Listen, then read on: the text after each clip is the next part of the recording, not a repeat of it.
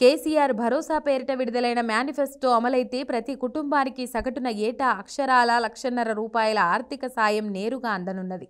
ఆరోగ్యశ్రీ పరిధి పెంపు, కేసీఆర్ జీవిత బీమా వంటి హామీలు వీటికి అదనం. గత మేనిఫెస్టోలో పేర్కొన్న అంశాలను 90% పైగా అమలు చేసి మేనిఫెస్టోలో పెట్టని అనేక పథకాలను ప్రభుత్వం అమలు చేసింది.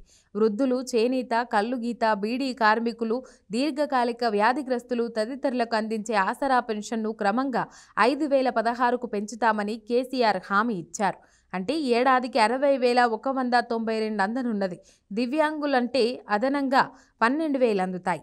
మహిళలకు సౌభాగ్యలక్ష్మి పథకం కింద నెలకు 3,000 ఆర్థిక సాయం అందనున్నది. మహిళలకు ఏటా 36,000 అందుతాయి. అన్నపూర్ణ పథకం కింద ప్రతి ఇంటికి సన్నబియ్యం సరఫరా చేస్తారు. ప్రస్తుతం సన్నబియ్యం ధర 40 నుంచి 60 వరకు ఉన్నది. ఒక కుటుంబానికి నెలకు 35 కిలోల బియ్యం అవసరమవుతాయనుకున్న సగటున కిలో 40 లెక్కన చూస్తే నెలకు బియ్యం కోసం చేస్తున్న ఖర్చు 1,400. ఈ లెక్కన సంవత్సరానికి 16,800 ఆదా అవుతాయి. రైతు బంధు సాయాన్ని ఎకరానికి ఏడాదికి 16,000కు పెరుగుతుంది. ఒక కుటుంబానికి సగటున 2 ఎకరాల పొలం ఉందనుకుంటే ఏటా 32,000 అందుతుంది.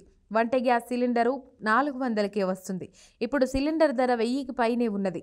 అంటే ఒక్కో సిలిండర్పై 600 సబ్సిడీ ఇవ్వనున్నారు. ఒక కుటుంబం ఏటా 6 సిలిండర్లు వాడితే 3,600 సబ్సిడీ అందుతుంది. ఇవన్నీ గణిస్తే ప్రభుత్వం ఏటా ఒక కుటుంబానికి అందించే ఆర్థిక సాయం అక్షరాల 1,48,592. దివ్యాంగుల పెన్షన్ 6,000కు పెంచుతామని చెప్పారు. కాబట్టి అదనంగా 12,000 అందుతాయి. అనారోగ్యం పాలైతే 15 లక్షల వరకు కేసీఆర్ ఆరోగ్య రక్ష పథకం కింద ఉచితంగా చికిత్స పొందవచ్చు. కేసీఆర్ బీమాతో ఒకవేళ అనుకోని ఘటన జరిగి కుటుంబ పెద్ద కాలం చేస్తే 5 లక్షల ఇన్సూరెన్స్ వస్తుంది.